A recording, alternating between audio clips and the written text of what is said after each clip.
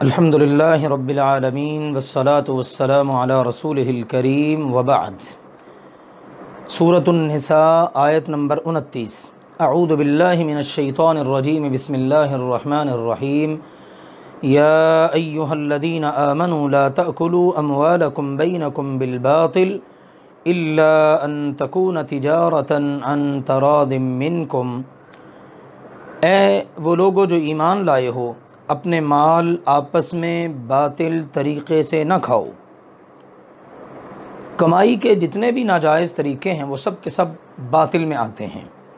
اللہ ذوالجلال والاکرام نے ان ذرائع کو اختیار کرنے سے منع فرما دیا ہے، حتیٰ کہ ہیلہ سازی کے ساتھ کسی کا مال کھانا بھی حرام ہے، اور اپنے مال کو غلط طریقے سے اڑانا بھی اس میں داخل ہے۔ فرمایا مگر یہ کہ تمہاری آپس کی رضامندی سے تجارت کی کوئی صورت ہو، یعنی وہ تجارت اور لین دین جس میں حقیقی باہمی رضامندی ہو، اس کے ذریعے سے مال کماؤ اور کھاؤ۔ آپس کی رضامندی میں یہ بھی ضروری ہے کہ وہ شرع کے خلاف نہ ہو، یعنی شریعت کے اصولوں اور ضوابط کے وہ خلاف نہ ہو، کیونکہ وہ حقیقی رضامندی ہوتی ہی نہیں، وہ مجبوری کی رضامندی ہوتی ہے۔ جیسے رشوت اور سود، ان میں بظاہر رضامندی ہے مگر حقیقی نہیں، کیونکہ ایک فریق دوسرے کی مجبوری سے فائدہ اٹھاتا ہے۔ پورے طور پر باہمی رضامندی میں یہ چیز بھی داخل ہے کہ جب تک بیچنے والا اور خریدنے والا مجلس بیع سے الگ نہ ہوں، یعنی وہ جو آپ کی سٹنگ ہو رہی ہے خرید و فروخت کے حوالے سے، اس سے جب تک جدا نہ ہوں، اس وقت تک دونوں کو ایک دوسرے کی بیع یعنی ڈیل کو رد کرنے کا بھی حق حاصل ہے۔ اللہ تعالیٰ نے فرمایا اور اپنے آپ کو قتل نہ کرو، بے شک اللہ ذوالجلال والاکرام تم پر ہمیشہ سے بہت مہربان ہیں۔ اپنے آپ کو قتل نہ کرنا، اس کے تین معانی ہیں اور تینوں یہاں پر مراد ہیں۔ پہلا یہ کہ حقیقی باہمی رضامندی کے بغیر اگر لین دین کرو گے تو اس کا نتیجہ آپس میں قتل و غارت ہوگا، جیسا کہ جوئے کے نتیجے میں ہارنے والے کے ہاتھوں کئی جیتنے والے بھی قتل ہو جاتے ہیں۔ لہٰذا اللہ تعالیٰ نے منع فرما دیا کہ یہ کام مت کرو۔ دوسرا یہ کہ ایک دوسرے کو قتل مت کرو، کیونکہ اپنے آپ ہی کو قتل کرنا ہے۔ اور تیسرا معنی ہے خودکشی مت کرو۔ اللہ ذوالجلال والاکرام نے فرمایا اور جو زیادتی اور ظلم سے ایسا کرے گا تو عن قریب ہم اسے سخت ہولناک آگ میں جھونک دیں گے، اور یہ اللہ پر ہمیشہ سے بہت آسان ہے۔ فرمایا اللہ تعالیٰ نے اگر تم ان بڑے گناہوں سے بچو گے جن سے تمہیں منع کیا جاتا ہے، یہ جتنے بڑے بڑے گناہ بتائے گئے ان سے اگر تم بچو گے تو اللہ تعالیٰ نے فرمایا ہم تم سے تمہاری چھوٹی برائیاں دور کر دیں گے اور تمہیں باعزت داخلے کی جگہ میں داخل کر دیں گے، اور وہ باعزت جگہ ہے جنت۔ اللہ ذوالجلال والاکرام نے ارشاد فرمایا بڑے گناہوں سے اگر تم بچو گے، یعنی کبیرہ گناہ۔ کبیرہ وہ گناہ وہ ہیں جن سے متعلق صاف طور پر جہنم کی آگ کی وعید آئی ہے۔ اسی طرح وہ بھی کبیرہ گناہ ہیں جن پر اللہ ذوالجلال والاکرام نے غصے کا اظہار کیا ہے۔ اسی طرح وہ بھی کبیرہ گناہ ہیں جن پر حد مقرر کی گئی ہے، اور سیئات سے مراد صغیرہ گناہ ہیں۔ کبیرہ گناہوں سے بچو گے، اللہ ذوالجلال والاکرام نے فرمایا تمہارے صغیرہ گناہ ویسے ہی تمہارے نیک اعمال کی بدولت معاف کر دیے جائیں گے۔ بعض احادیث میں کبیرہ گناہوں کو شمار بھی کیا گیا ہے، جیسا کہ اللہ تعالیٰ کے ساتھ شرک کرنا، کسی جان کو ناحق قتل کرنا، جوا، شراب نوشی، پاک دامن عورتوں پر تہمت لگانا وغیرہ۔ ان کی تعداد اہل علم نے 70 بیان کی ہے، بلکہ بعض نے 700 تک بھی بیان کی ہے۔ بہرحال کبیرہ گناہوں سے بچنا ازحد ضروری ہے۔ صغیرہ گناہوں کو اللہ ذوالجلال والاکرام ویسے ہی اچھے اعمال کی وجہ سے معاف فرما دیتا ہے۔ فرمایا اللہ تعالیٰ نے وَلَا تَتَمَنَّوْا مَا فَضَّلَ اللَّهُ بِهِ بَعْضَكُمْ عَلَى بَعْضٍ، اس چیز کی تمنا نہ کرو جس میں اللہ نے تم میں سے بعض کو بعض پر فضیلت عطا کی ہے۔ مردوں کے لیے اس میں سے حصہ ہے جو انہوں نے محنت سے کمایا، اور عورتوں کے لیے اس میں سے ایک حصہ ہے جو انہوں نے محنت سے کمایا، اور اللہ ذوالجلال والاکرام سے اس کے فضل میں سے حصہ مانگتے رہو۔ یعنی یہ نہ کہو کاش یہ درجہ یا مال مجھے مل جائے، اس بات کی تمنا نہ کرو فلاں چیز مجھے مل جائے، فلاں چیز مجھے مل جائے۔ یہ تقدیر پر راضی نہ ہونے کی دلیل ہے۔ بندہ اپنے مقدر پر راضی رہے، جو میرے اللہ نے میرے مقدر میں لکھا ہے میں اس پر راضی ہوں، بہترین ادا ہے یہ بندے کی۔ اللہ اکبر۔ اگر یہ بھی ہو کہ اس کے پاس یہ نعمت نہ رہے تو پھر یہ حسد میں آ جاتا ہے۔ مثلا کسی کے پاس نعمت دیکھی، بندہ کہے یہ مجھے مل جائے، اگر اگلا مرحلہ ہو کہ بندہ کہ اس کے پاس نہ رہے تو یہ حسد ہے۔ شریعت مطہرہ میں ان دونوں چیزوں سے منع کر دیا گیا ہے۔ نہ آپ نے حسد کرنا ہے اور نہ آپ نے کسی کو ملنے والی نعمت اس کی تمنا اور خواہش کرنی، اللہ نے جو دیا اس پر شکر کریں۔ سیدہ ام سلمہ رضی اللہ تعالی عنہا بیان کرتی ہیں کہ رسول اللہ صلی اللہ علیہ وآلہ وسلم سے پوچھا گیا کہ مرد لوگ جہاد کرتے ہیں، یہ عورتوں کی طرف سے سوال ہوا، مرد لوگ جہاد کرتے ہیں؟ یہ سیدہ ام سلمہ رضی اللہ تعالی عنہا نے رسول اللہ صلی اللہ علیہ وسلم سے سوال کیا۔ ہم اس سے محروم ہیں، اور فرمایا کہ میراث میں بھی ہمارا آدھا حصہ ہے۔ ہم تو دونوں لحاظ سے پیچھے رہ گئیں، عورتیں تو پیچھے رہ گئیں۔ اللہ ذوالجلال والاکرام نے اس موقع پر یہ آیت مبارکہ نازل فرمائی اور بتا دیا عورتوں کو کہ مردوں کو جو اللہ ذوالجلال والاکرام نے برتری فضیلت دے رکھی ہے نا، اس کی تمنا اور خواہش نہ کرو۔ یہ اللہ ذوالجلال والاکرام ہے جس نے کسی کو کسی پر فضیلت عطا کر رکھی ہے۔ مرد کو محض مرد ہونے کی وجہ سے عورت پر فضیلت اور برتری حاصل نہیں ہے، اور عورت محض عورت ہونے کی وجہ سے نیک عمل کے ثواب سے محروم نہیں ہے۔ لہٰذا تم حسد کرنے کے بجائے اللہ ذوالجلال والاکرام کے فضل کو تلاش کرو اور اللہ تعالیٰ سے اس کا فضل مانگتے رہو۔ فرمایا اللہ تعالیٰ نے بے شک اللہ ذوالجلال والاکرام ہمیشہ سے ہر چیز کو خوب جاننے والا ہے، اور فرمایا ہم نے اس ترکے میں جو والدین اور زیادہ قرابت والے چھوڑ جائیں ہر ایک کے وارث مقرر کر دیے ہیں۔ یہ اللہ تعالیٰ کی طرف سے مرد اور عورت کی صورت میں ورثہ، اور اس کی ساری تفصیلات ہم پیچھے پڑھ آئے ہیں، وہ اللہ نے مقرر کیے۔ اور جن لوگوں کو تمہارے عہد و پیمان نے باندھ رکھا ہے انہیں ان کا حصہ دو، بے شک اللہ ہمیشہ سے ہر چیز پر حاضر ہے۔ سیدنا ابن عباس رضی اللہ تعالیٰ عنہ بیان کرتے ہیں کہ یہ اس وقت کی بات ہے جب مہاجرین مدینہ آئے تھے، اور رسول اللہ صلی اللہ علیہ وآلہ وسلم نے مہاجرین اور انصار کے درمیان ایک بھائی چارہ قائم کیا تھا۔ انصاری کا وارث اس کے رشتہ داروں کے بجائے مہاجر ہوتا تھا۔ پھر جب یہ آیت نازل ہوئی نا وَلِكُلٍّ جَعَلْنَا مَوَالِيَ، یہ جو ابھی ہم نے پڑھی ہے، تو فرماتے ہیں وہ وراثت جو مہاجرین اور انصار کے درمیان قائم کی گئی تھی منسوخ ہو گئی۔ پھر فرمایا وَالَّذِينَ عَقَدَتْ أَيْمَانُكُمْ سے مراد یہ ہے کہ نصرت، اعانت اور نصیحت کی صورت میں انہیں ان کا حصہ دو، کیونکہ میراث سے ان کا تعلق ختم ہو گیا ہے، البتہ ان کے لیے وصیت کی جا سکتی ہے۔ تو گویا کہ اللہ ذوالجلال والاکرام نے بتایا تم نے جو حلف یا معاہدہ کسی کے ساتھ کیا ہوا ہے اس کا حصہ اسے دو۔ کسی کے ساتھ معاہدہ کر لیا تمہیں اتنا مال دیں گے، حلف اٹھا لیا تمہیں اتنا مال دیا جائے گا، تو وہ مال اب دینا چاہیے۔ یہ اللہ ذوالجلال والاکرام نے اس آیت مبارکہ میں رہنمائی فرمائی ہے۔ ارشاد فرمایا اللہ ذوالجلال والاکرام نے مرد عورتوں پر نگران ہیں، اس وجہ سے کہ اللہ نے ان کے بعض کو بعض پر فضیلت عطا کی، اور اس وجہ سے کہ انہوں نے اپنے مالوں سے خرچ کیا۔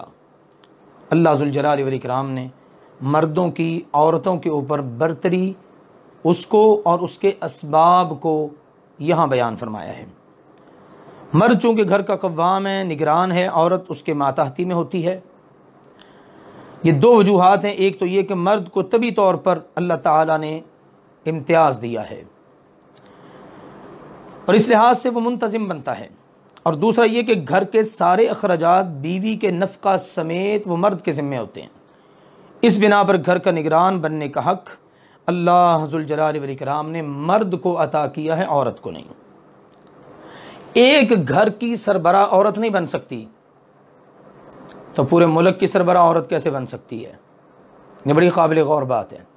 ایک گھر کی چار دیواری میں عورت نگران نہیں ہے، قوام نہیں ہے، بالا تر نہیں ہے، تو امور سلطنت چلانے میں عورت کیسے قوام یا نگران یا حکومت میں ذمہ دار بن سکتی ہے؟ اسی لیے نبی اکرم صلی اللہ علیہ وآلہ وسلم نے فرما دیا لن یفلح قوم ولوا امرهم امرأة، وہ قوم ہرگز کامیاب نہیں ہوگی جس نے اپنا حاکم کسی عورت کو بنا لیا۔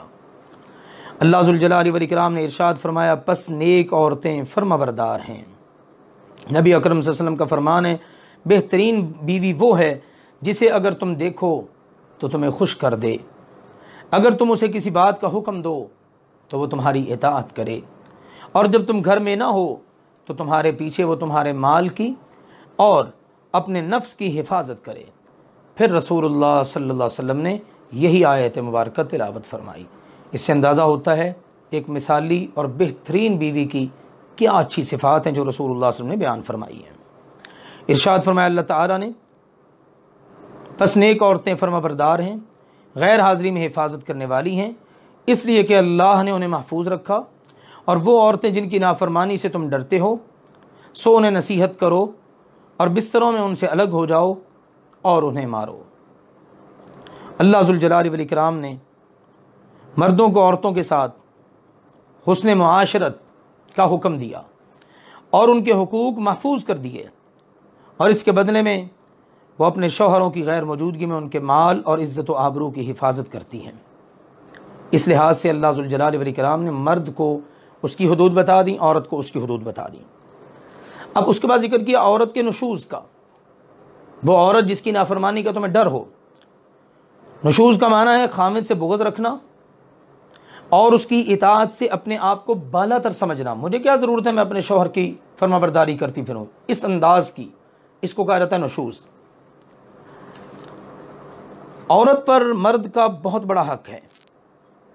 رسول اللہ صلی اللہ علیہ وسلم نے فرمایا اگر میں نے اللہ کی مخلوق میں کسی کو حکم دینا ہوتا کہ مخلوق کو سجدہ کرو تو میں عورت کو حکم دیتا کہ وہ اپنے شوہر کو سجدہ کرے۔ اس قدر اللہ اور اللہ کے رسول صلی اللہ علیہ وسلم نے عورت کے لیے اس کے شوہر کے حق کو بیان کیا ہے۔ عورت نافرمانی کا رویہ اختیار کرے تو خامد کو حالات کے مطابق 3 چیزوں کا اختیار دیا گیا ہے، تینوں یکے بعد دیگرے اور اکٹھی بھی ہو سکتی ہیں۔ سب سے پہلی چیز ہے نصیحت کرنا، دوسری چیز ہے گھر میں رہ کر بستر الگ کر لینا، تیسری چیز ہے مارنا۔ رسول اللہ صلی اللہ علیہ وسلم نے بعض ناگزیر حالات میں مارنے کی اجازت دی، مگر فرمایا چہرے پر مت مارو اور اسے بدصورت بھی نہ کہو۔ اسی طرح ایسی مار سے بھی منع کیا جس سے سخت چوٹ آئے، اپنے بیوی کو اس انداز میں مارا جائے کہ جس سے سخت چوٹ آئے، اس سے بھی منع کیا گیا ہے۔ اسی طرح نبی کریم صلی اللہ علیہ وسلم نے فرمایا تم میں سے کوئی اپنی بیوی کو اس طرح نہ مارے جس طرح تم اپنے غلام کو مارتے ہو، پھر دن کے آخری حصے میں اس سے جمع کرے۔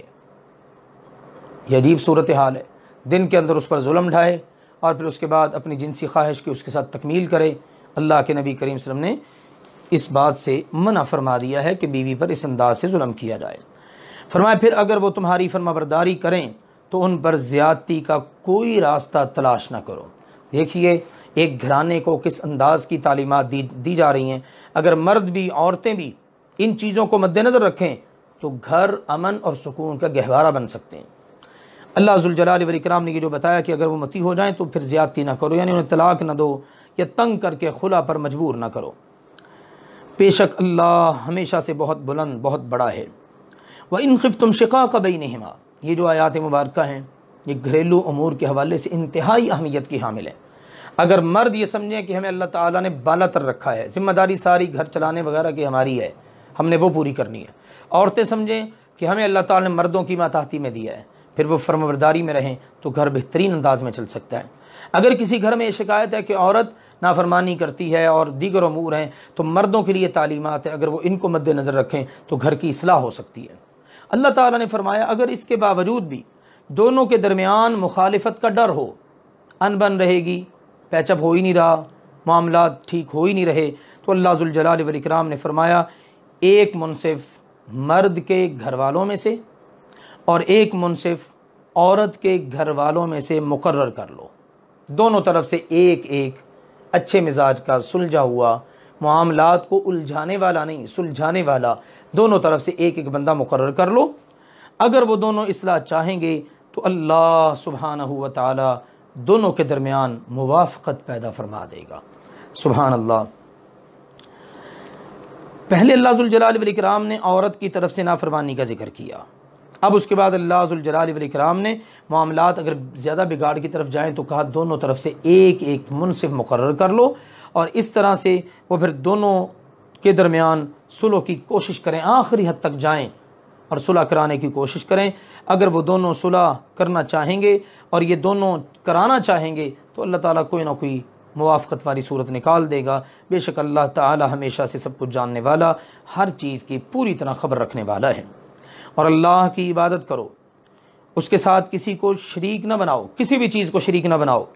ماں باپ کے ساتھ اچھا سلوک کرو، قرابت والوں کے ساتھ اور یتیموں اور مسکینوں اور قرابت والے ہمسائے اور اجنبی ہمسائے اور پہلو کے ساتھی اور مسافر کے ساتھ، اور ان کے ساتھ بھی جن کے مالک تمہارے دائیں ہاتھ بنے ہیں۔ یقیناً اللہ ذوالجلال والاکرام ایسے شخص سے محبت نہیں کرتا جو اکڑنے والا ہو، شیخی مارنے والا ہو، ایسے لوگوں سے اللہ پھر محبت نہیں کرتا۔ اس آیت مبارکہ میں اللہ ذوالجلال والاکرام نے بڑے خوبصورت پیرائے کے اندر معاشرے کے اندر رہتے ہوئے اپنی توحید سے لے کر یہ اللہ تعالیٰ کا حق ہے، دیگر تمام حقوق بیان کیے۔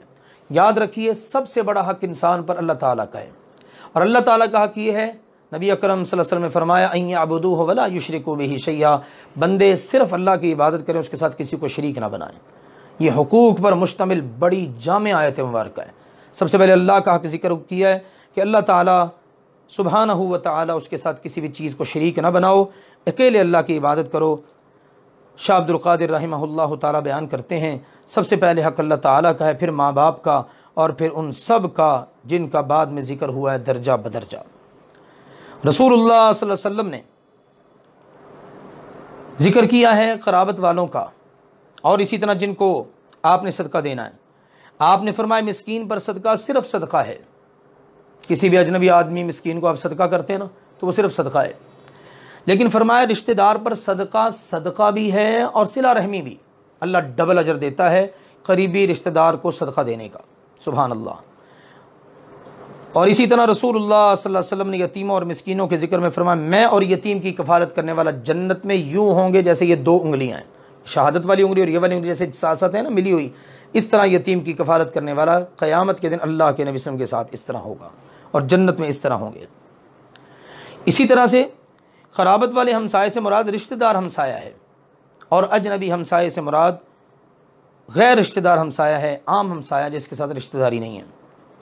اسی طرح جو ذکر ہوا پہلو کے ساتھی، اس سے مراد ہے ہم نشین دوست، سفر کا ساتھی، بیوی بھی مراد ہے، علم سیکھنے کے لیے آنے والا، کاروباری سلسلے میں پاس بیٹھنے والا، یعنی کسی طرح کی بھی آپ کی کوئی پبلک ڈیلنگ کے حوالے سے کسی سے کوئی تعلق بنتا ہے نا، وہ اس سے مراد ہے۔ اسی طرح اللہ ذوالجلال والاکرام نے مسافر کا ذکر کیا ہے، مسافر میں مہمان بھی آ جاتا ہے۔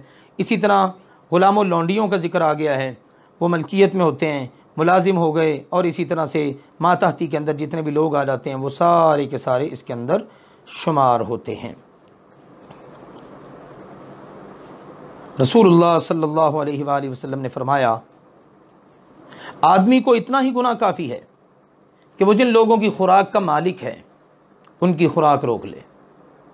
اب خوراک کا مالک دکان پر بندہ کام کرنے والا ہے، کارخانے میں کام کرنے والا ہے، فیکٹری میں کام کرنے والا ہے، ان سب کا وظیفہ وہاں سے جاتا ہے، کسی ادارے میں ہے، ماتحت لوگ سب کے سب وہاں سے وظیفہ لیتے ہیں، یہ سارے کے سارے لوگ اس کے اندر شامل ہیں، اور ان سب کے ساتھ حسن سلوک کرنے کا اللہ ذوالجلال والاکرام کی طرف سے حکم ہے کہ جتنے لوگ بھی آپ کے گھر میں، دکان میں، فیکٹری میں، ادارے میں، جہاں بھی جتنے لوگ آپ کی ماتحتی میں ہیں، آپ کے ماتحت کام کر رہے ہیں، سب کے ساتھ آپ نے حسن سلوک کرنا ہے۔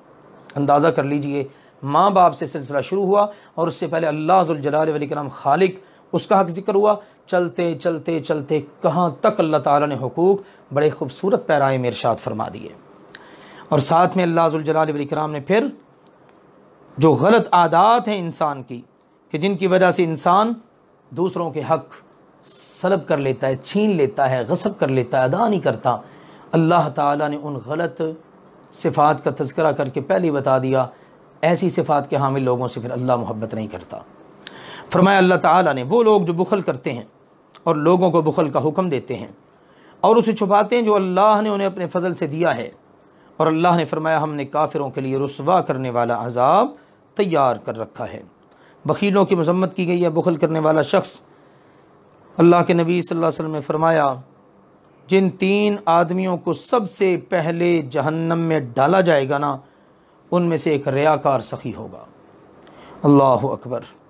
یعنی ریاکاری کرنے والے لوگ اللہ ذوالجلال والاکرام نے ان کی بڑے سخت الفاظ میں مذمت کی ہے۔ پہلے بخل کرنے والوں کو اللہ تعالیٰ نے ڈانٹ دیا، اور رسول اللہ صلی اللہ علیہ وسلم نے بھی بتا دیا بخل کرنا یہ کوئی اچھی صفات نہیں ہے، اور ساتھ ہی اگلی آیت میں اللہ نے بتا دیا اور وہ لوگ جو اپنے اموال لوگوں کو دکھانے کے لیے خرچ کرتے ہیں، نہ اللہ پر ایمان لاتے ہیں نہ آخرت پر، اور وہ شخص کے شیطان جس کا ساتھی بن جائے تو یقیناً یہ شیطان بہت برا ساتھی ہے۔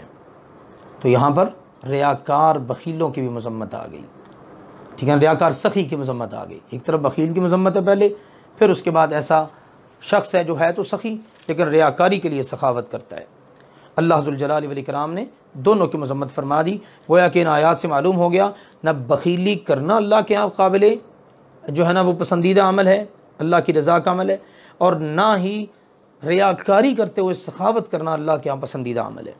اللہ نے فرمایا اور ان پر کیا آفت آ جاتی اگر وہ اللہ اور یوم آخرت پر ایمان لے آتے اور اس میں سے خرچ کرتے جو اللہ نے ان کو دیا، اور اللہ ذوالجلال والاکرام ہمیشہ سے انہیں خوب جاننے والا ہے۔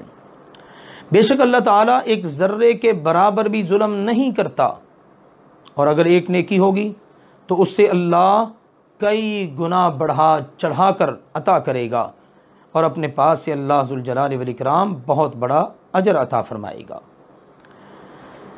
بخل اور ریاکاری وغیرہ کی مذمت کے بعد اب اللہ ذوالجلال والاکرام کی طرف سے ایمان، اطاعت، صدقہ و خیرات کی ترغیب دلائی گئی، مگر مزید ترغیب کے لیے فرمایا کہ جب ذرا سی چیز کا اللہ تعالیٰ کئی گنا اجر دیتا ہے تو پھر لوگ نیکی کے کاموں میں سستی کیوں کرتے ہیں اور ریاکاری کر کے اپنے اعمال ضائع کیوں کرتے ہیں؟ اس لیے انہیں چاہیے بجائے اس کے کہ وہ اپنے اعمال ضائع کریں، کاموں میں سستی کریں، وہ معیاری عمل کرنے کی کوشش کریں تاکہ اللہ ذوالجلال والاکرام ان کی بہترین قدردانی فرمائے۔ ارشاد فرمائے پھر کیا حال ہوگا جب ہم ہر امت سے ایک گواہ لائیں گے اور آپ صلی اللہ علیہ وآلہ وسلم ان لوگوں پر گواہ لائیں گے، یعنی آپ علیہ الصلاۃ والسلام کو ان لوگوں پر اللہ تعالیٰ کی طرف سے گواہ کر کے مقرر کر کے کھڑا کیا جائے گا، یعنی آپ کی امت دیگر امتوں پر گواہی دے گی اور آپ علیہ الصلاۃ والسلام ان پر گواہی دیں گے، رسول اللہ صلی اللہ علیہ وسلم اپنی امت پر اور پہلی امتوں پر دین پہنچانے کی گواہی دیں گے۔ یہ سارے کے سارے معانی اس سے مراد ہیں۔ فرمایا اللہ ذوالجلال والاکرام نے اس دن وہ لوگ جنہوں نے کفر کیا اور رسول کی نافرمانی کی، وہ چاہیں گے کاش ان پر زمین برابر کر دی جائے اور وہ اللہ سے کوئی بات چھپا نہیں پائیں گے۔ یہ قیامت کے دن ان کی خواہش ہوگی، لیکن یہ خواہش ان کی کسی طرح پوری نہیں ہو سکتی۔ سیدنا عبداللہ بن عباس رضی اللہ عنہ فرماتے ہیں قیامت کا دن بہت لمبا دن ہے، کسی موقع پر کفار انکار کریں گے اور کسی دوسرے موقع پر اپنے شرک اور بدعمالیوں پر افسوس کا اظہار کریں گے، لیکن اب یہ اس قسم کے اظہار یا افسوس ان کے کسی کام کے نہیں۔ فرمایا اللہ ذوالجلال والاکرام نے وہ اللہ سے کوئی بات چھپا نہیں سکیں گے۔ اب فرمایا اے لوگو جو ایمان لائے ہو، نماز کے قریب نہ جاؤ اس حال میں کہ تم نشے میں ہو، یہاں تک کہ تم جانو جو کچھ تم کہتے ہو، اور نہ اس حال میں نماز کے قریب جاؤ کہ تم جنبی ہو، مگر راستہ عبور کرنے والے، یہاں تک کہ تم غسل کر لو۔ اللہ ذوالجلال والاکرام نے ابتدا کے اندر مسلمانوں کو شراب کی قباحت کے بارے میں آگاہ کیا، جس کے متعلق ہم نے سورۃ البقرہ کی آیت 219 میں پڑھا۔ جب شراب کی مذمت اور قباحت اتری تو بہت سے مسلمانوں نے شراب چھوڑ دی، لیکن بعض بدستور پیتے رہے کہ ہم اس سے نفع اٹھاتے ہیں۔ سیدنا علی رضی اللہ تعالی عنہ ایک مرتبہ یہ ہوا کہ انہوں نے نشے کی حالت میں نماز پڑھا دی اور قرات کرتے ہوئے غلطی کر بیٹھے، تو اللہ ذوالجلال والاکرام نے آیت مبارکہ نازل فرمائی اور اس میں بتا دیا کہ نماز کے اوقات میں شراب نہ پیو، اور یہ آیت سن کر لوگوں نے نماز کے اوقات میں شراب ترک کر دی۔ اس کے بعد اللہ ذوالجلال والاکرام نے سورۃ المائدہ کی آیات اتاری، آیت نمبر 90 اور 91، اور پھر اس میں شراب کو مطلق طور پر قطعی طور پر حرام کر دیا گیا۔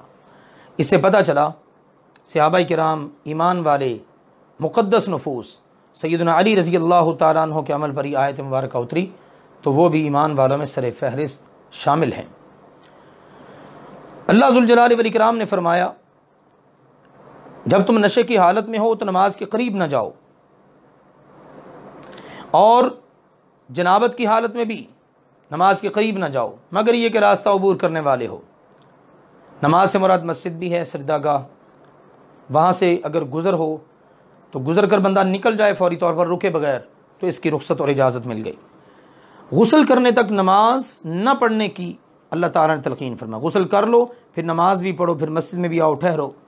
اور اگر تم بیمار ہو یا سفر پر، یا تم میں سے کوئی قضائے حاجت سے آیا ہو، یا تم نے اپنی بیویوں سے مباشرت کی ہو، پھر تمہیں پانی میسر نہ ہو تو پاک مٹی سے تیمم کر لو اور اپنے چہروں اور اپنے ہاتھوں پر مل لو۔ یہ بعض اوقات غسل نہ کر سکنے کی صورت میں تیمم کی اللہ نے اجازت دی ہے۔ غسل اور وضو کا متبادل ہے تیمم۔ تیمم کرنے کے لیے آپ نے اپنے دونوں ہاتھوں کو مٹی پر مارنا ہے اور اس کے بعد دونوں ہاتھوں کو جھاڑ لیں یا پھونک مار کے وہ مٹی اڑا دیں۔ فَامْسَحُوا بِوُجُوهِكُمْ، پھر اپنے چہرے پر دونوں ہاتھوں کو پھیر لیں اور اس کے بعد دائیں ہاتھ بائیں کی پشت پر، بائیں ہاتھ دائیں کی پشت پر، بس یہ آپ کا تیمم ہو گیا، اور یہ آپ کے غسل، فرض غسل اور وضو کا متبادل ہو گیا۔ اب اس کے بعد آپ نماز بھی پڑھ سکتے ہیں، دیگر امور بھی سر انجام دے سکتے ہیں، لیکن اس کے لیے ضروری ہے کہ اگر آپ بیمار ہیں، سفر میں ہیں یا دیگر امور سر انجام دیے ہیں، پانی اگر استعمال کریں بیماری کی حالت میں بیماری بڑھ سکتی ہے، یا پانی میسر نہیں ہے، ان حالتوں کے اندر تیمم کا اللہ ذوالجلال والاکرام نے متبادل کی صورت میں یہ عطا کیا ہے۔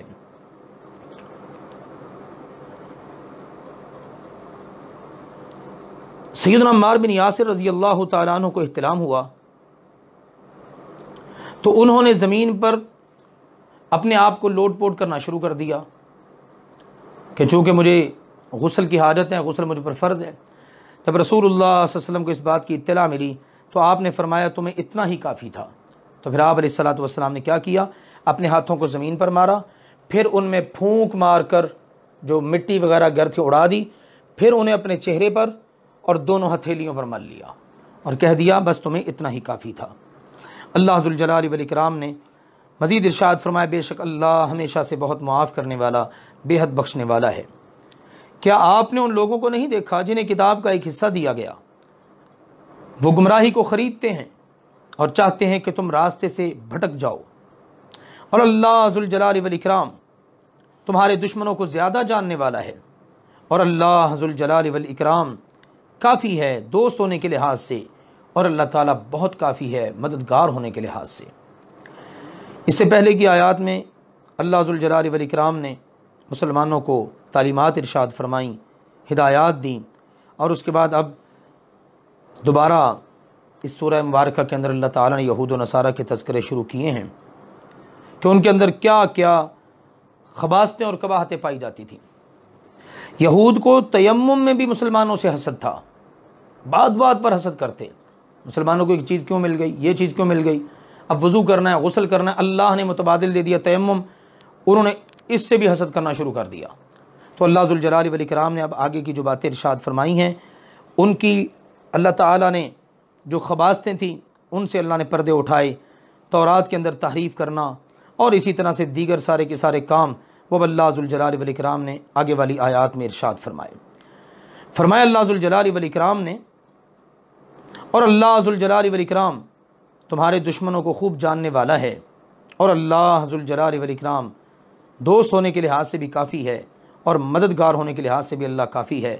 وہ لوگ جو یہودی بن گئے ان میں سے کچھ لوگ بات کو اس کی جگہوں سے پھیر دیتے ہیں، یعنی تورات کے اندر تحریف کر دی، اپنی مرضی کے مسئلے ڈال دیے، اور کہتے ہیں سمعنا و عصینا، ہم نے سنا اور نہیں مانا، اور اسمع غیر مسمع، سن اس حال میں کہ تجھے سنائی نہ دے، اور رائنا، ہماری رعایت کر۔ یہ الفاظ اپنی زبانوں کو بل دیتے ہوئے اور دین میں تان کرتے ہوئے وہ کہتے ہیں، جیسے ہم نے پیچھے سورۃ البقرہ میں پڑھا وہ کس انداز سے اسلام پر، دین پر، محمد مصطفیٰ صلی اللہ علیہ وسلم پر تان کرتے، اور آ کر نبی اکرم صلی اللہ علیہ وسلم سے جب بات کرنا ہوتی تو اس انداز کی باتیں کرتے جیسا اس آیت میں ذکر ہوئی، کہتے سمعنا، ہم نے سن لیا، ہم نے کون سی ماننی ہے. اور کبھی یوں اپنی زبان سے گستاخی کرتے، اسمع غیر مسمعن، سنیے لیکن آپ کو سنائی نہ دے. اور راعنا کی کلمات اور دیگر دین کے اندر تان کرتے ہوئے یہ حرکات وہ کرتے. اللہ ذوالجلال والاکرام نے فرمایا اگر وہ سمعنا و اطعنا کہتے، یعنی ہم نے سنا اور مانا، اور کہتے اسمع وانظرنا، سنیے اور ہماری طرف دیکھیے، یہ کہتے تو یقیناً ان کے لیے بہت بہتر اور زیادہ درست ہوتا. اور لیکن اللہ نے ان پر ان کے کفر کی وجہ سے لعنت کی، پس وہ ایمان نہیں لاتے مگر بہت کم. اے لوگوں جنہیں کتاب دی گئی ہے اس پر ایمان لاؤ جو ہم نے نازل کیا ہے، اس کی تصدیق کرنے والا ہے جو تمہارے پاس ہے، اس سے پہلے کہ ہم چہروں کو مٹا دیں، پھر انہیں ان کی پیٹھوں پر پھیر دیں یا ان پر لعنت کر دیں، جس طرح ہم نے ہفتے کے دن والوں پر لعنت کی تھی، اور اللہ کا حکم ہمیشہ پورا ہو کر رہا کرتا ہے. یوں اللہ ذوالجلال والاکرام نے اہل کتاب کو، یہود و نصارہ کو ڈانٹ پلا دی کہ سیدھے ہو کر دین پر عمل کرو، تم دیگر لوگوں سے زیادہ حقائق سے آگاہ ہو، تورات اور انجیل جو اللہ نے نازل کی ہے اس میں پڑھ کر، لہٰذا اس پڑھے ہوئے کو فراموش مت کرو، اور اللہ ذوالجلال والاکرام کے دین پر آ کر صحیح معنوں میں اس دین پر چلنے والے بنو، وگرنہ حالات تمہارے سامنے ہیں جس طرح تم سے پہلے والے تمہارے آباء و اجداد ان کی نافرمانی اور بغاوتوں کی وجہ سے ان پر لعنت پھٹکار پڑی، حتیٰ کہ ان کے چہرے تک اللہ نے بگاڑ کے رکھ دیے، کہیں تمہارے ساتھ بھی وہی سلوک نہ ہو. بے شک اللہ اس بات کو نہیں بخشے گا کہ اس کا کسی کو شریک بنایا جائے، اور وہ بخش دے گا اس کے علاوہ جس گناہ کو بھی چاہے گا. شرک کو اللہ نے کسی صورت معاف نہیں کرنا، شرک کے علاوہ جو گناہ بھی اللہ چاہے گا اللہ معاف کر دے گا. یہ اللہ ذوالجلال والاکرام کا حتمی فیصلہ ہے. بلکہ اللہ نے سورۃ المائدہ کی آیت نمبر 72 میں فرما دیا جس نے شرک کیا اس پر اللہ نے جنت کو حرام کر دیا، اور یہاں فرمایا جس نے اللہ کے ساتھ شرک کیا یقیناً اس نے بہت بڑا گناہ گڑھا، بہت بڑے گناہ کا ارتکاب کیا. کیا آپ نے ان لوگوں کو نہیں دیکھا جو اپنے آپ کو پاک کہتے ہیں، بلکہ اللہ جسے چاہتا ہے پاک کر دیتا ہے، اور ان پر ایک دھاگے کے برابر بھی ظلم نہیں کیا جائے گا، ذرا سا بھی ان پر ظلم نہیں کیا جائے گا. فتیلہ کا لفظ اللہ ذوالجلال والاکرام نے استعمال کیا ہے. کھجور کی گٹھلی کے کٹاؤ میں جو باریک سا بال نظر آتا ہے نا، دھاگا، اس کو فتیل کہا جاتا ہے. سبحان اللہ، اللہ ذوالجلال والاکرام کسی پر ذرہ برابر بھی ظلم نہیں کرتا. ارشاد فرمایا اللہ ذوالجلال والاکرام نے، دیکھیے وہ اللہ پر کس طرح جھوٹ باندھتے ہیں، اور صریح گناہ گار ہونے کے لیے یہ بہت کافی ہے. اتنا گناہ ہی کافی ہے کہ بندہ اللہ پر جھوٹ باندھتا پھرے. کیا آپ نے ان لوگوں کو نہیں دیکھا جنہیں کتاب کا ایک حصہ دیا گیا، وہ بتوں اور باطل معبودوں پر ایمان لاتے ہیں، سچے معبود کو چھوڑ کر بتوں پر ایمان رکھتے ہیں، جھوٹے معبودوں پر ایمان رکھتے ہیں. اور فرمایا جن لوگوں نے کفر کیا ان کے متعلق کہتے ہیں کہ یہ ان سے زیادہ سیدھے راستے پر ہیں جو ایمان لائے ہیں. یہودیوں کی رسول اللہ صلی اللہ علیہ وسلم سے اور صحابہ کرام سے مخالفت بے انتہا بڑی ہوئی تھی. مشرکین مکہ نے جب ان سے رابطہ قائم کیا تو وہ ان سے کہنے لگے کہ تمہارا دین مسلمانوں کے دین سے بہتر ہے. اللہ نے اسی کا یہاں پر ذکر کیا ہے، اور یہ محض حسد اور ضد اور ہٹ دھرمی کی وجہ سے تھا. اسی طرح سے یہود طاغوت پر عمل پیرا ہوتے، شیطان کے پیچھے چلتے، ان کی پوجا کرتے، جھوٹے معبودوں کی پوجا کرتے، ٹھیک ہے نا. تو اللہ ذوالجلال والاکرام نے یہاں پر اس سب کی ممانعت فرما دی ہے. سیدنا عمر فاروق رضی اللہ تعالیٰ نے فرمایا جبت سے مراد جادو اور طاغوت سے مراد شیطان ہے. جو اس آیت میں ذکر ہو نا، جبت اور طاغوت، جبت سے مراد جادو اور طاغوت سے مراد شیطان ہے. بڑے جادوگر تھے نامی گرامی یہودی. اسی طرح جبت کا لفظ بت، کاہن، جادوگر اور اس قسم کی دوسری چیزوں پر بھی بولا جاتا ہے. ایک حدیث میں آیا ہے کہ پرندوں کو اڑا کر شگون لینا اور زمین پر لکیریں کھینچ کر فال گیری کرنا یہ بھی جبت میں شامل ہے. طاغوت سے مراد شیطان ہے اور ہر وہ شخص ہے جو گناہ کی دعوت دے. اس لیے اللہ ذوالجلال والاکرام نے یہ کلمات استعمال فرما کے ان لوگوں پر پھر آگے لعنت فرمائی. فرمائی یہی لوگ ہیں جن پر اللہ نے لعنت کی، اور جس پر اللہ لعنت کرے پھر آپ اس کی مدد کرنے والا کسی کو بھی ہرگز نہیں پائیں گے. یعنی جو اس طرح کے اقدامات کریں، جھوٹ کا سہارا لیں، جادو اختیار کریں، کاہن بنیں، لوگوں کی عزتوں سے کھیلیں، اللہ تعالیٰ کے ساتھ شریک بنائیں، جو یہ سارے کام کرنے والے لوگ ہیں نا، پھر ان پر اللہ ذوالجلال والاکرام کی لعنت ہوتی ہے۔ فرمایا اللہ ذوالجلال والاکرام نے، یا ان کے پاس سلطنت کا کچھ حصہ ہے، اگر ان کے پاس سلطنت کا کچھ حصہ ہوتا تو اس وقت وہ لوگوں کو کھجور کی گٹھلی کے نقطہ کے برابر بھی نہ دیں گے، اتنے بخیل ہیں، ذرا سا بھی کسی کو کچھ دینے کے لیے تیار نہیں ہوں گے۔ اللہ ذوالجلال والاکرام نے یہ ان کی مال کے اوپر حرص اس کو ذکر کیا ہے۔ فرمایا وہ لوگوں سے اس پر حسد کرتے ہیں جو اللہ نے انہیں اپنے فضل سے دیا ہے، لوگوں کو اللہ نے جو اپنے فضل سے دے رکھا اس پر یہودی حسد کرتے ہیں۔ تو ہم نے تو آل ابراہیم کو کتاب اور حکمت عطا فرمائی، اور ہم نے انہیں بہت بڑی سلطنت عطا فرمائی، پھر ان میں سے کوئی وہ ہے جو اس پر ایمان لے آیا، اور کوئی وہ ہے جس نے اس سے منہ موڑا، اور جلانے کے لیے جہنم کی آگ ہی کافی ہے۔ ٹھیک ہے نا، یہ اللہ ذوالجلال والاکرام کی طرف سے واضح طور پر پیغامات آ گئے کہ حسد کرنے کی بجائے تم سیدھی راہ پر چلو۔ بہت سارے لوگ ایسے ہیں جو پہلے سابقہ انبیاء علیہ السلام ان پر، ان کی اترنے والی تعلیمات پر ایمان لائے، اور بہت سے ایسے ہیں جو نہیں ایمان لائے۔ اللہ ذوالجلال والاکرام نے ارشاد فرمایا، ان الذین کفروا بآیاتنا سوف نصلیہم نارا، بے شک جن لوگوں نے ہماری آیات کا انکار کیا ہم انہیں عنقریب ایک سخت آگ میں جھونک دیں گے، جب بھی ان کی کھالیں گل سڑ جائیں گی ہم انہیں ان کے علاوہ اور کھالیں بدل دیں گے تاکہ وہ عذاب چکھتے ہی رہیں۔ یعنی ایک مرتبہ کھال جسم کے اوپر والی جلد گل سڑ جائے گی نا، دوبارہ بدل دی جائے گی، گلنے سڑنے کی تکلیف الگ سے، دوبارہ وہ پہنائی جانے کی تکلیف الگ سے، کتنے ہولناک عذابوں کا وہ شکار رہیں گے۔ اللہ ہم سب کو ایسی بری سزا سے ہمیشہ اپنی پناہ میں رکھے، بے شک اللہ ہمیشہ سے سب پر غالب کمال حکمت والا ہے۔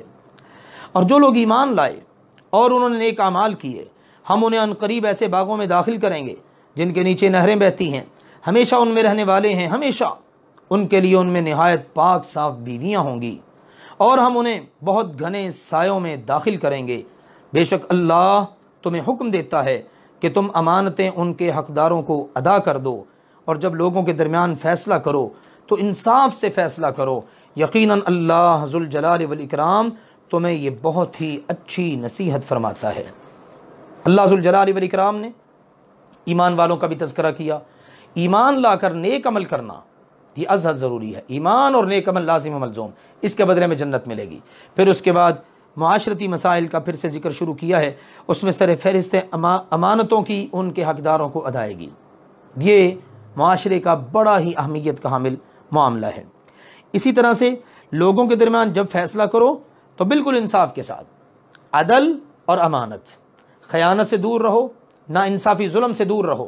اللہ ذوالجلال والاکرام نے یہی حکم دیا اور فرمایا اللہ تمہیں بہت بہترین نصیحت فرماتا ہے۔ رسول اللہ صلی اللہ علیہ وسلم نے ہر معاملے میں عدل کرنے والے لوگوں کو خوشخبری سنائی ہے، قیامت کے دن وہ اللہ ذوالجلال والاکرام کے دانے ہاتھ نور کے ممبروں پر ہوں گے۔ سبحان اللہ، اللہ ہمیں ایسی صفات سے متصف فرمائے۔ فرمائے بے شک اللہ تعالی ہمیشہ سے سب کچھ سننے والا، سب کچھ دیکھنے والا ہے۔ اے لوگو جو ایمان لائے ہو، اللہ کا حکم مانو اور اللہ کے رسول کا حکم مانو، اور ان کا بھی جو تم میں سے حکم دینے والے ہیں۔ حکم دینے والوں سے مراد یہاں پر حکمران بھی ہو سکتے ہیں، امیر بھی ہے۔ اللہ تعالیٰ نے رعایا کو، چاہے وہ فوج کے افراد ہوں یا عام لوگ، انہیں اپنے رسول صلی اللہ علیہ وسلم کی اور حکام و امراء کی اطاعت کا حکم دیا ہے، جب تک وہ اللہ اور اللہ کے رسول کی فرمانبرداری میں حکم دیتے رہیں۔ کیونکہ حدیث میں آتا ہے انما الطاعۃ فی المعروف، کیونکہ اطاعت جو ہے نا وہ نیکی کے کاموں میں ہی ہے۔ جو بھی بڑا امیر ہے، حاکم ہے، اللہ رسول کی مخالفت میں حکم دیتا ہے وہ ماننا فرض نہیں ہے، باقی ہر ایک کو ماننا لازم قرار دیا گیا ہے۔ سیدنا عبداللہ بن عمر رضی اللہ تعالیٰ عنہ فرماتے ہیں رسول اللہ صلی اللہ علیہ وسلم نے فرمایا ہر مسلمان کو لازم ہے کہ وہ ہر کام میں خواہ اسے پسند ہو یا ناپسند سمع و اطاعت بجا لائے، یعنی غور سے بات کو سننا اور اطاعت کرنا، بشرط یہ کہ اسے کسی معصیت کا حکم نہ دیا گیا ہو، اور اگر اسے کسی معصیت یعنی نافرمانی کے کام کا حکم دیا جائے تو اس میں اس کے لیے سننا اور اطاعت کرنا نہیں ہے۔ اللہ ذوالجلال والاکرام نے فرمایا پھر اگر تم کسی چیز میں جھگڑ پڑو، یعنی اللہ رسول کی اطاعت کرنی ہے غیر مشروط، اپنے میں سے جو ذمہ دار ہیں، حکمران ہیں، ان کی اطاعت کرنی ہے مشروط، یعنی اللہ رسول کے حکم کے مطابق تو مان لینی ہے۔ اب فرمایا اگر تمہارا کسی بات میں جھگڑا ہو جائے تو اسے اللہ اور اس کے رسول کی طرف لوٹاؤ، اگر تم اللہ اور یوم آخرت پر ایمان رکھتے ہو۔ پھر وہاں سے فیصلہ کروانا ہے، جو فیصلہ آ جائے اس کو جیسے آئے ویسے ہی تسلیم کر لینا ہے۔ فرمایا یہ بہتر ہے اور انجام کے لحاظ سے بہت ہی اچھا ہے۔ ارشاد فرمایا اللہ ذوالجلال والاکرام نے، الم تر الی الذین یزعمون انہم آمنوا بما انزل الیک وما انزل من قبلک، کیا آپ نے ان لوگوں کو نہیں دیکھا جو گمان کرتے ہیں کہ وہ اس پر ایمان لے آئے ہیں جو آپ کی طرف نازل کیا گیا اور اس پر بھی جو آپ سے پہلے نازل کیا گیا، لیکن وہ چاہتے یہ ہیں کہ آپس کے فیصلے غیر اللہ کی طرف لے جائیں، اللہ کے علاوہ کسی اور کی طرف، اللہ کی کتاب کے علاوہ کسی اور کی طرف لے جائیں، حالانکہ انہیں حکم دیا گیا ہے کہ اس کا انکار کریں۔ حکم انہیں دیا گیا اللہ کے علاوہ کسی اور کی طرف جانا یہ تو بہت دور کی بات ہے، اس بات کا انکار ہی کر دو، سرے سے مانو ہی نہ کہ آپس کے تنازع ان کا فیصلہ اللہ کے علاوہ کسی اور سے کروانا ہے۔ اللہ ذوالجلال والاکرام نے ارشاد فرمایا، اور شیطان چاہتا ہے کہ انہیں گمراہ کر دے، بہت دور کا گمراہ کرنا۔ اور جب ان سے کہا جائے کہ جو کچھ اللہ سبحانہ و تعالی نے نازل کیا اس کی طرف اور رسول صلی اللہ علیہ وسلم کی طرف آؤ، تو آپ منافقوں کو دیکھتے ہیں کہ وہ آپ سے صاف طور پر منہ موڑ لیتے ہیں۔ یہ منافقوں کی روش ہے، جب انہیں اللہ رسول کی طرف آنے کا کہا جائے تو وہ آنا گوارا ہی نہ کریں، منہ موڑ کر پیٹ پھیر کر کسی اور طرف چل نکلیں۔ اللہ ذوالجلال والاکرام نے فرمایا پھر کیسے گزرتی ہے اس وقت جب انہیں کوئی مصیبت اس کی وجہ سے پہنچتی ہے جو ان کے ہاتھوں نے آگے بھیجا، اپنے گناہوں کی وجہ سے دنیا میں جو سزا آتی ہے ان پر، جو مصیبت آتی ہے، پھر ان کا کیا حال ہوتا ہے؟ پھر وہ آپ صلی اللہ علیہ وآلہ وسلم کے پاس قسمیں اٹھاتے ہوئے آتے ہیں اور اللہ کی قسم اٹھا کر کہتے ہیں کہ ہمارا تو ارادہ صرف بھلائی کا اور آپس میں جوڑنے کا تھا، جناب ہم نے یہ کام صرف اس لیے کیا ہے تاکہ ان کے دلوں میں کہ ہماری محبت پیدا ہو جائے، وہ ہمارے ساتھ جڑیں، ہماری بات مانیں، کوئی آپس کے اندر جناب صلح ہو جائے، کوئی مل بیٹھنے کا موقع مل جائے۔ اندازہ کیجئے کہ منافقین کی سوچ کس قسم کی ہے۔ اللہ ذوالجلال والاکرام نے ارشاد فرمایا یہ وہ لوگ ہیں کہ اللہ جانتا ہے جو کچھ ان کے دلوں میں ہے، سو آپ ان سے اپنی توجہ ہٹا لیجئے اور انہیں نصیحت کرتے رہیے۔ ہے منافق لیکن نصیحت کا عمل آپ نے نہیں چھوڑنا، اور ان سے ایسی بات کہیے جو ان کے دلوں میں بہت اثر کرنے والی ہو۔ سبحان اللہ، منافقوں کے اتنے خوفناک اقدام کے باوجود بھی اللہ تعالیٰ نے ان کے متعلق یہ تعلیمات ارشاد فرمائیں۔ فرمایا اور ہم نے کوئی رسول نہیں بھیجا مگر اس لیے کہ اللہ کے حکم سے اس کی فرما برداری کی جائے۔ رسول کی بعثت کا اللہ تعالیٰ نے اس آیت میں یہ مقصد ذکر کیا۔ رسول کس لیے آتا ہے؟ رسول کو رسول ماننے والوں نے رسول کے پیچھے چلنا ہوتا ہے۔ اور اگر یہ لوگ جب انہوں نے اپنی جانوں پر ظلم کیا تھا آپ علیہ الصلاۃ والسلام کے پاس آ جاتے، پھر اللہ ذوالجلال والاکرام سے خود بھی بخشش مانگتے اور رسول پاک صلی اللہ علیہ وسلم بھی ان کے لیے بخشش مانگتے، تو اللہ ذوالجلال والاکرام کو بہت توبہ قبول کرنے والا اور نہایت مہربان پاتے۔ سبحان اللہ، یہ ہے وہ آیت مبارکہ جو اللہ ذوالجلال والاکرام نے منافقین کے ضمن میں ارشاد فرمائی ہے۔ اب اس آیت کو دلیل بنا کر بعض لوگ آج بھی یہ بات کہتے ہیں کہ گناہ ہو جائے تو روضہ رسول پر حاضر ہونا چاہیے، وہاں جا کر اللہ کے رسول سے گزارش کرنی چاہیے کہ یہ آپ ہمارے لیے بخشش مانگ دیں۔ اس آیت سے یہ مطلب کشید کرنے کی کوشش کرتے ہیں، اتنا بھی نہیں سوچتے کہ اللہ ذوالجلال والاکرام نے پیچھے سے جو بات ذکر کی ہے وہ سارا بیان تو منافقین کا ہو رہا ہے۔ اس کا مطلب ہے معاذ اللہ پہلے آپ ان لوگوں کو منافق سمجھتے ہیں، پھر ان لوگوں کو آپ یہ راہ دکھاتے ہیں۔ کسی صحابی سے یہ چیز ثابت نہیں ہے۔ یہ منافقوں کے لیے اللہ ذوالجلال والاکرام نے بات ارشاد فرمائی، اور یہاں پر یہ بات واضح ہو گئی کہ اپنی جان پر ظلم کرنے کے بعد رسول اللہ صلی اللہ علیہ وآلہ وسلم کے پاس آنا اور آپ سے استغفار کروانا یہ آپ کی زندگی کے ساتھ خاص تھا۔ آپ کی وفات کے بعد کسی بھی صحابی سے بات ثابت نہیں ہے کہ وہ آپ صلی اللہ علیہ وسلم کی قبر مبارک پر آئے ہوں اور آپ سے دعا کرنے کی درخواست کی ہو، لہٰذا ہر ایسے عمل سے ہمیں بچنا چاہیے جو خلاف شرع ہو اور جس پر صحابہ کرام سے کوئی دلیل تک مروی نہ ہو۔ فرمایا اللہ ذوالجلال والاکرام نے بس آپ صلی اللہ علیہ وسلم کے رب ہونے کی مجھے قسم ہے یہ لوگ مومن نہیں ہو سکتے یہاں تک کہ آپ کو اس میں فیصلہ کرنے والا مان لیں جو ان کے درمیان جھگڑا پڑ جائے۔ ان کے درمیان کبھی بھی جھگڑا ہو آپ سے فیصلہ کروائیں، آپ جو فیصلہ فرما دیں اس کو منوان تسلیم کریں۔ دیکھیں نا، فیصلہ کروانا ہے اللہ سے، اللہ کے رسول سے۔ اللہ کے رسول کی زندگی کے اندر فوراً جھگڑا ہوا ہے، فیصلہ لے کر ان کے پاس آ جاؤ۔ اللہ کے رسول دنیا سے چلے گئے، اب فیصلہ کروانا تو کہاں سے؟ قرآن مجید اور حدیث رسول سے۔ یا قرآن اور حدیث کا علم رکھنے والے اہل علم سے۔ اللہ ذوالجلال والاکرام نے فرمایا پھر اپنے دلوں میں اس کے متعلق کوئی تنگی محسوس نہ کریں۔ سبحان اللہ، کیسا بلند مقام ہے ہمارے پیارے رسول صلی اللہ علیہ وسلم کا کہ آپ نے جو فیصلہ فرما دیا اس کے معاملے میں دل میں بھی گھٹن محسوس نہیں کرنی۔ جو اللہ کے نبی نے فیصلہ کر دیا، آج کے مسلمانوں کے لیے لمحہ فکریہ ہے۔ اللہ کے رسول کا فرمان، فتویٰ، ارشاد سب کچھ موجود ہوتا ہے، اس کے باوجود مسلمان کہتے ہیں جی اگر ہم یوں کر لیں تو اس میں کیا حرج ہے، اگر جناب ٹھیک ہے اللہ کے نبی کی حدیث تو ہے لیکن اس میں کیا حرج ہے۔ اندازہ کیجئے، اللہ کہتا ہے دل میں بھی حرج محسوس نہیں کرنا۔ آج کے مسلمان کیسے ہیں جو اپنی زبان پر حرج کا لفظ لے آتے ہیں کہ جس میں کیا حرج ہے۔ بالکل اللہ کے بندو، حرج ہی حرج ہے۔ اللہ کے رسول کی تعلیمات سے ہٹ کر زندگی گزارنا یا کوئی کام کرنا، اس میں حرج ہی حرج ہے۔ آج محسوس نہیں نہ ہوتا، اللہ کرے کہ ایسا وقت نہ آئے، قیامت کے دن پھر محسوس ہو جائے گا۔ اللہ ذوالجلال والاکرام سمجھنے کی توفیق عطا فرمائے۔ فرمایا جو فیصلہ آپ نے کر دیا اس پر دل میں ذرا سی بھی گھٹن اور تنگی محسوس نہ کریں اور دل و جان سے پوری طرح سے تسلیم کر لیں۔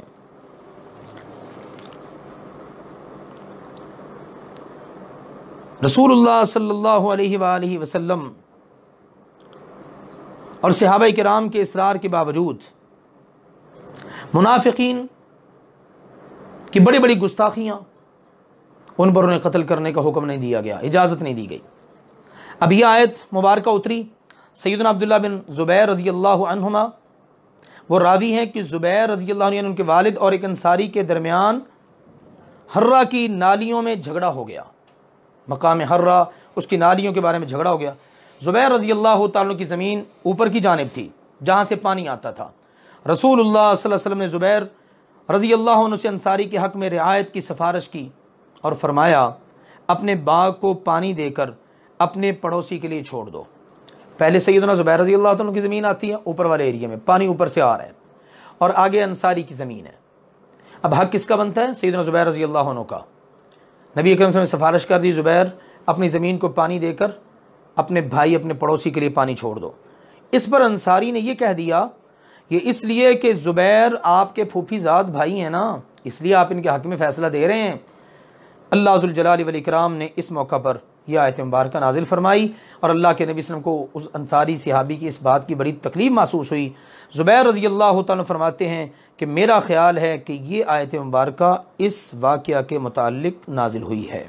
تو اللہ ذوالجلال والاکرام نے مسلمانوں کو تلقین کی ہے ایمان اگر تمہیں محبوب ہے تو پھر اللہ کے رسول کے فیصلے کو جیسے آئے ویسے ہی من وعن تسلیم کر لو۔